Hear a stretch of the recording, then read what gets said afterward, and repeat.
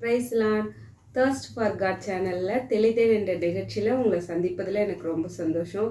So லாஸ்ட்டாக 4 videos upload பண்ணியிருக்கேன். நிறைய பேர் பார்த்துருக்கீங்க, பார்த்து கமெண்ட் பண்ணியிருக்கீங்க, நன்றி.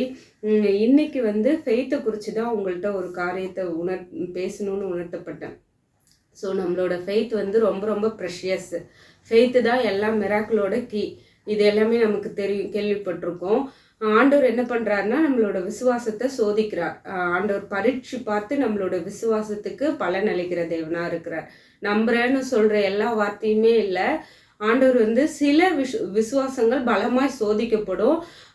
சில பேருக்கு நம்ம பார்க்கலாம், புதிய ஏற்பாட்டில் விசுவாசிக்கிற ஆண்டவரே அப்படின்னு சொன்ன உடனே அற்புதத்தை பெற்றுக்கொள்கிறாங்க. ஆனால் சிலருடைய விசுவாசம் பல விதங்களில் பரீட்சிக்கப்பட்டு பலன் அளிக்கப்படுது. ஏன்னா அவங்க மேலே ஆண்டவருடைய வச்ச திட்டம், அது அவங்க மேலே இருக்கிற ஆண்டவருடைய அழைப்பு, அவங்களுக்கு ஆண்டவர் செய்ய போகிற அந்த நன்மையோட அளவு எப்படியோ அப்படிதான் ஆண்டவர் விசுவாசத்தின் அளவையும் எதிர்பார்க்குறார். அதான் சொல்லியிருப்பார், உன் விசுவாசத்தின் படி.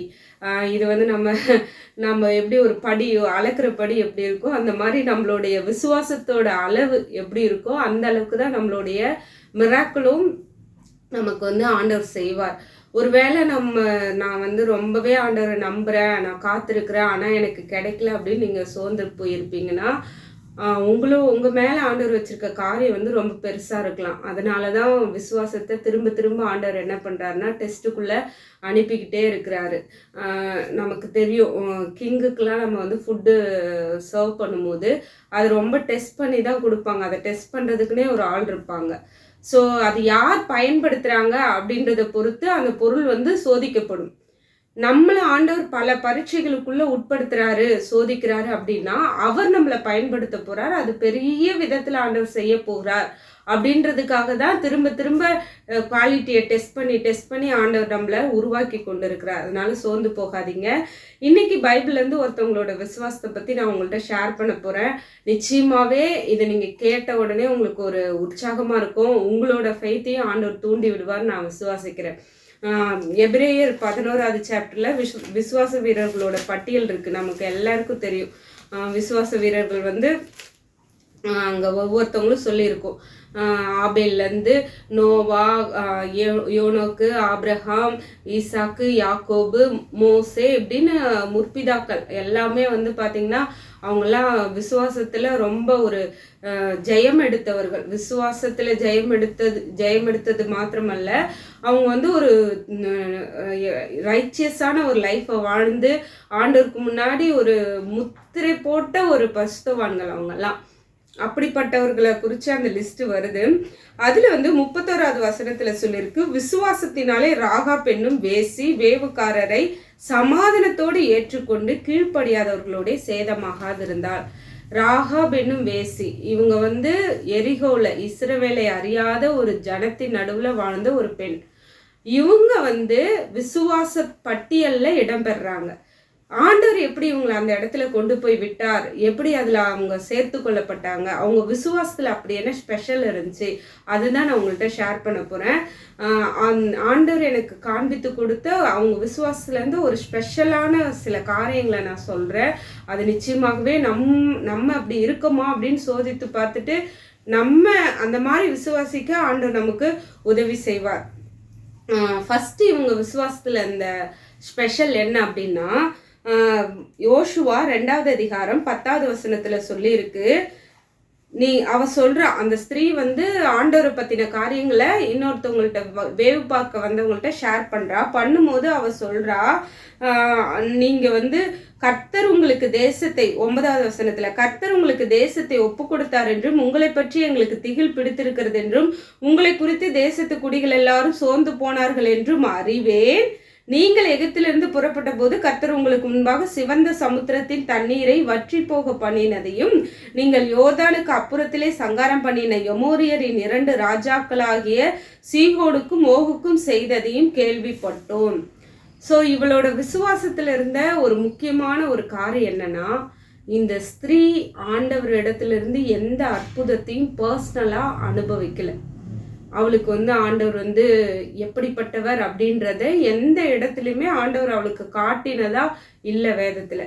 அப்படி அவ வந்து அதை அனுபவிக்காது இருந்து, அதனாலதான் அவ சொல்றா, இதெல்லாம் நான் கேள்விப்பட்டேன்.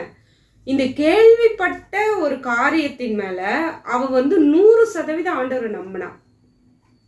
ஆண்டவர் வந்து அவ நம்புறதுக்கு நல்லா, திரும்பவும் நான் சொல்றேன், அவளோட லைஃப்ல எந்த ஒரு சைனுமே இல்லை. பர்சனல், அதாவது பாஸ்ட்ல இப்படி செஞ்சாரு அதனால இப்ப செய்வாரு அப்படின்னு நினைச்சு பார்க்க கூட அவள் லைஃப்ல எந்த விஷயமும் கிடையாது. அவன் முழுக்க முழுக்க ஆண்டவருக்கு ஒரு புதுசா, அதாவது இவளுக்கு ஆண்டவரை பத்தின காரியங்கள் எல்லாமே ஆண்டவர் அந்த நாட்டுல இவ அந்நிய தெய்வமா தான் ஆண்டவரை நினைச்சிட்டு இருக்காங்க. அப்படி ஒரு அந்நிய நாட்டை சேர்ந்த ஸ்திரீ. ஆனா இவ வந்து ஆண்டவரை குறிச்சு என்னத்தை கேள்விப்பட்டாலோ அது எல்லாவற்றின் மீதும் 100% நம்பினார். பிரியமானவர்களே, நாம கூட நிறைய ஆண்டவர் நமக்கு அற்புதம் செய்கிறார். கொஞ்சம் யோசிச்சு பார்ப்போமே நம்மளுடைய விசுவாசத்தை. இவ்வளவு அற்புதங்களை பெற்றுக்கொண்டுமே நம்ம என்ன பண்றோம்னா, எவ்ரி டைமும் இஸ்ரேலரை போல நம்ம ஆண்டவர்கிட்ட வந்து என்ன சொல்றோம்னா, ஆண்டவரே அந்த அற்புதமே நடக்காத மாதிரி நம்ம ஃப்ரெஷ்ஷா ஆண்டவர்கிட்ட வந்து முறையிடுறோம், முறுமுறுக்கிறோம், கசந்து கொள்ளுகிறோம். எதுவுமே நம்ம லைஃப்ல நடக்காத மாதிரி. ஆனா அந்த ஹோப்பே, அந்த அற்புதத்தையே ருசி பாராத இந்த பெண் வந்து ஆண்டவர் மேல 100% தன்னுடைய நம்பிக்கை வெளிப்படுத்தினான். கேள்விப்பட்டது மேல நான் இவ்வளோ வந்து நான் நம்புறேன். அதை கேள்விப்பட்டதுனாலவே எங்க மனசெல்லாம் சோர்ந்து போயிடுச்சு. அதை நம்பினால்தான் அவங்களுக்குள்ளார இந்த மாதிரி ஒரு மனமாற்றம் வந்திருக்கு. இது ஆண்டவர் இப்படி செஞ்சிருக்காருன்ற ஒரு திகில் அவங்கள பிடிச்சிச்சு. ஏன்னா அவங்க அதை நம்பிட்டாங்க, ஆண்டவர் செஞ்சதெல்லாம் நம்பிட்டாங்க. இதே வந்து என்னாகும் 14வது சாப்டர் 13-14 சொல்லியிருக்கு. வேவு பார்க்க மோசே வந்து ஆட்கள் அனுப்பும் பொழுது அவங்க தன்னோட விசுவாசத்தை எப்படி வெளிப்படுத்தினாங்க. அவங்க ருசித்திராத அற்புதம் கிடையாது. அவங்க வந்து ஃப்ரெஷ்ஷா ஆண்டவர் வந்து புது அற்புதங்களை அவங்களுக்கு செஞ்சுதான் வனாந்தரத்துல நடத்திட்டு வராரு. அப்படி இருந்துமே அவங்க ஆண்டவரை வந்து நம்பல. அதனாலதான் இந்த ஸ்திரீயோட விசுவாசம் வந்து ரொம்ப ஸ்பெஷல். ஏன்னா கேள்விப்பட்ட ஒரு காரியம்தான், அனுபவிக்கல. ஆனா 100% தன்னுடைய நம்பிக்கை ஆண்டவர் மேல வெளிப்படுத்தினா. நம்முடைய விசுவாசம் அப்ப எந்த அளவு இன்னும் ஆண்டவரை நம்ம அதிகமாய் நம்பணும். நம்ம ஆண்டவரை நம்புறதுக்கு அநேக காரியங்கள் நம்ம வாழ்க்கையில உண்டு. அந்த இஸ்ரேலர் அப்படி ஒரு அவிசுவாசப்பட்டதினால்தான் அவங்க கானானுக்குள்ள போகலன்னு ஆண்டவர் தெளிவா எழுதி வச்சிருக்கிறாரு. ஆண்டவர் சொல்றாரு அவர்களை குறிச்சு, என் மகிமையும், என்னாகமும் 14:22 என் மகிமையும் நான் எகிப்திலும் வனாந்தரத்திலும் செய்த என் அடையாளங்களையும் கண்டிருந்தும் என் சத்தத்துக்கு செவி கொடாமல். இந்த ஸ்திரீயை குறித்து சொல்லிருக்கு, கேள்விப்பட்ட, நான் நம்புறேன். ஆனா அவங்களை குறித்து சொல்லிருக்கு, கண்டிருந்தும் அவங்க நம்பல.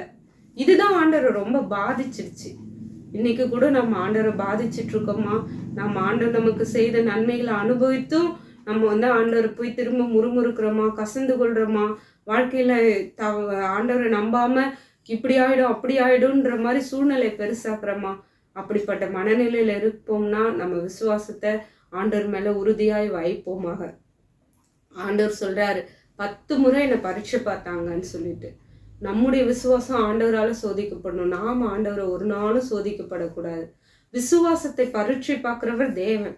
அவரை நாம பரீட்சை பார்க்குற லெவலுக்கு வந்து நம்ம போகவே கூடாது. எப்படி பரீட்சை பார்க்குறோம்? ஆண்டவர் செய்த நன்மைகளை மறந்துட்டு இல்லை இப்படி நெகட்டிவ் தான் என் வாழ்க்கையில நடக்க போகுது, நெகட்டிவ் தான் முடிவு அப்படின்னு சொல்லி நம்ம எப்பெல்லாம் நினைக்கிறோமோ, இது மாற போறதில்ல, நான் என் வாழ்க்கை இப்படிதான் அப்படின்னு நம்ம என்னைக்கு வாயினால் அறிக்கை பண்றோம், மனசுல நினைக்கிறோமோ, அந்த காரியம் வந்து ஆண்டவரை ரொம்ப வேதனைப்படுத்துது. ஆண்டவர் அதுல பாதிக்கப்படுகிற தேவனா இருக்கிறார். பாருங்க, இந்த ஸ்திரீக்கு ஒரு நெகட்டிவ் தான் வரப்போகுது.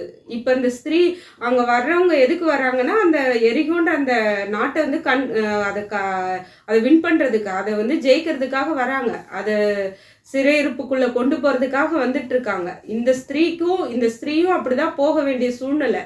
அவங்க குடும்பம் எல்லாமே அழிக்கப்பட வேண்டிய ஒரு சூழ்நிலை. நெகட்டிவ் வந்துட்டு இருக்கு, தங்களை நோக்கி வந்துட்டு இருக்கு. ஆனா அப்படிப்பட்ட சூழ்நிலை இவள் ஆண்டவர் மேல வைத்த விசுவாசத்தினால டோட்டலா அந்த நெகட்டிவிட்டியை சேஞ்ச் பண்ணிட்டா. நம்ம விசுவாசம் வர்த்திக்கப்படணும் அப்படின்னா முதலாவது நெகட்டிவை நம்ம அக்செப்ட் பண்ணக்கூடாது. மனதளவுல இதான் நடக்க போகுது, இப்படிதான் நடக்க போகுதுன்னு சூழ்நிலை சொல்ற அந்த நெகட்டிவிட்டியை இயேசுவை ஏற்றுக்கொண்ட ஒரு பிள்ளை, தேவனை விசுவாசிக்கிற ஒரு தேவ பிள்ளை ஒரு நாளும் இதை வந்து இது நடந்துரும் அப்படின்ற ஒரு மனநிலையை அலோ பண்ணவே கூடாது. அந்த நெகட்டிவிட்டியை அலோ பண்ணணும்னாவே நம்ம அங்கவே நம்ம ஆண்டவரை வந்து மட்டுப்படுத்துகிறோம், பரீட்சை பார்க்குறோம். அதுக்கு மேலே ஆண்டவர் வந்து அற்புதம் செய்யறதுக்கு முடியாதபடி ஆண்டவரை நம்மளே பைண்ட் பண்ணுறோம். பைண்ட் பண்ணுற இந்த சென்ஸ் தடுக்கிறோம். ஆண்டவரை வந்து தடை செய்கிறோம். நம்மளுடைய அவிசுவாசம் ஆண்டவரை தடை செய்யும். இது எல்லாமே நமக்கு தெரியும், இந்த சத்தியம் எல்லாமே.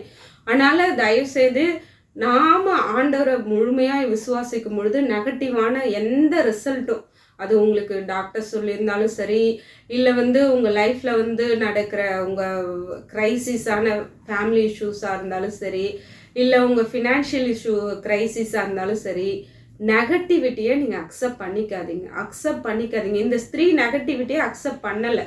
இவளுக்கு வாய்ப்பு இல்லை, இவ அந்நிய ஸ்திரீ, இவளுக்கும் ஆண்டவருக்கும் தொடர்பு கிடையாது. இவ ஜெபிச்சு பெற்றுக்கொள்ளக்கூடிய சூழ்நிலை கூட இல்லை. ஆனாலுமே இவன் வந்து ஆண்டவரை குறித்து ஒரு பாசிட்டிவான ஒரு விஷயத்த அறிக்கை பண்ணுறா. அவள் அறிக்கை பண்ணதில் அவள் விசுவாசத்தில் அந்த ரெண்டாவது ஒரு ஸ்பெஷலான ஒரு விஷயம் என்னன்னா, அவள் சொல்கிறா 11வது வசனத்தில், உங்கள் தேவனாகிய கர்த்தரே உயர வானத்திலும் கீழே பூமியிலும் தேவனானவர். அந்த வசனத்தோட அர்த்தம் அது என்ன அப்படின்னா, அவளோட நம்பிக்கை என்ன, அவளோட விசுவாசம் என்னன்னா, காட் இஸ் இன் கண்ட்ரோல். மேலே வானத்திலையும் சரி கீழே பூமியிலையும் சரி உங்கள் தேவன் வந்து கண்ட்ரோல் பண்ணுறாருன்றத நான் நம்புறேன்றா.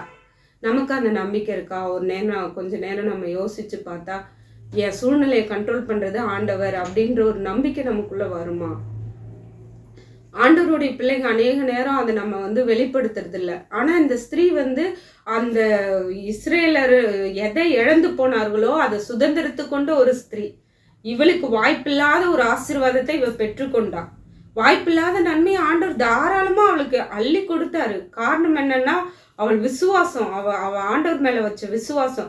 ஃபர்ஸ்ட் அவ கேள்விப்பட்டு தான் விசுவாசிக்கிறா. ரெண்டாவது அவ வந்து ஆண்டவர் கண்ட்ரோலில் இருக்காருன்றத 100% நம்புறா. அந்த விசுவாசம் வந்து ஆண்டவர் வந்து கனப்படுத்துகிறார். அந்த மாதிரி ஒரு விசுவாசம் வந்து ஆண்டவர் அந்த விசுவாசத்துக்கு பதிலளிக்காம இருக்கவே மாட்டார். நிச்சயமா ஒரு யூனிக்கான பிளெஸ்ஸிங் ஆண்டவர் அப்படிப்பட்ட நபருக்கு தர வல்லவராக இருக்கிறார். இந்த ஸ்திரீக்கு யூனிக்கான பிளெஸ்ஸிங் கிடைச்சிச்சு. இவ வந்து அந்த எரிகோ நாட்டில் அழிஞ்சு போயிருக்கணும், இவளும் இவள் குடும்பமும் அழிஞ்சு போயிருக்கணும். ஆனால் ஆண்டவர் அவளோட விசுவாசத்தை எப்படி கனப்படுத்துறான்னு நான் முடிக்கிறேன். ஆண்டவர் வந்து அவளோட விசுவாசம் இது எல்லாமே அவன் மனசில் போட்டு சிந்திச்சிட்டு இருக்கா.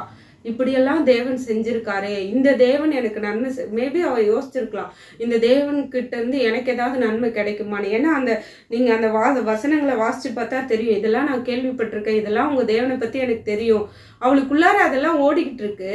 ஆண்டவர் இப்போ என்ன பண்ணுறாருன்னா, அவளுக்கு நன்மை உண்டாகிற சூழ்நிலையை அவளை நோக்கியே கொண்டு வரார். எவ்வளோ ஆச்சரியம் பாருங்களேன். இவ இருக்கிறது எரிகோ, அழிக்கப்பட வேண்டிய ஒரு இடம். அந்த இடத்துக்கு அவளுக்கு உதவும்படிக்கு 2 வேவுக்காரர் அவங்க வந்த விஷயமோ வேவு பார்க்க தான் வந்தாங்க. ஆனால் கரெக்டாக ஆண்டவர் இந்த ஸ்திரீ இந்த இடத்துக்கு கொண்டு வந்து அந்த ஸ்திரீயை சந்திக்க வச்சு இந்த ஸ்திரீக்காகவே ஒரு காரியத்தை ஆண்டவர் அந்த இடத்துல நடத்தி கொண்டு இருக்கிறார். ஸோ இயேசுவை முழு மனதோட இந்த ஸ்திரீயை போல எனக்கு அற்புதம் நான் வந்து கொஞ்சம் தான் அனுபவிச்சிருக்கேன். ஆனால் எனக்கு ஆண்டவர் வந்து இந்த சூழ்நிலேருந்து எனக்கு விடுதலை தருவார், நான் 100% நம்புறேன்ற ஒரு மனநிலையோடு நீங்கள் இருப்பீங்கன்னா, ஆண்டவர் கண்ட்ரோலில் இருக்காரு, ஆண்டவருக்கு மிஞ்சி என் சூழ்நிலை எதுவும் நடக்காது அப்படின்ற ஒரு ஃபெய்த்தை நீங்கள் வெளிப்படுத்துவீங்கன்னா, அந்த இடத்துல வந்து ஆண்டவர் உங்களை தேடியே வர செய்வார். உங்களுக்கான நன்மை உங்களை தேடி நீங்கள் இருக்கிற இடத்துக்கே வரும். அப்படி செய்ய ஆண்டவர் வல்லவராக இருக்கிற. வாய்ப்பில்லாத நன்மை வரும், தேடி வரும். அப்படிதான் இந்த ஸ்திரீயை தேடி வந்துச்சு. அது மாத்திரம் இல்லை, இந்த ஸ்திரீயை குறித்து சொல்லியிருக்கு, இந்த ஸ்திரீ வந்து அந்த ஜனங்களோட அழிக்கப்படாமல் காப்பாற்றப்பட்டுட்டா. இது லேசான ஒரு விஷயம் கிடையாது. இதை வந்து நம்ம லைட்டாக எடுத்துக்க முடியாது. ஏன்னா ஒவ்வொரு நாட்டையும் அவங்க கடந்து போகும்போது பல யுத்தங்களை பண்ணி பல ப்ராசஸ்க்குள்ளார போயிட்டு ஆண்டவர் வந்து இப்படி பண்ணுங்க அப்படின்னு ஆண்டவர் சொல்லுகிற வழிமுறைகள்லாம் பின்பற்றி அவங்க அதை சுதந்திரித்து கொள்கிறாங்க. இந்த ஸ்திரீயோட விசுவாசத்தை ஆண்டவர் பார்த்து ஈஸியாகவே அந்த ஸ்திரீக்கு அதை கிடைக்க செய்கிறார்.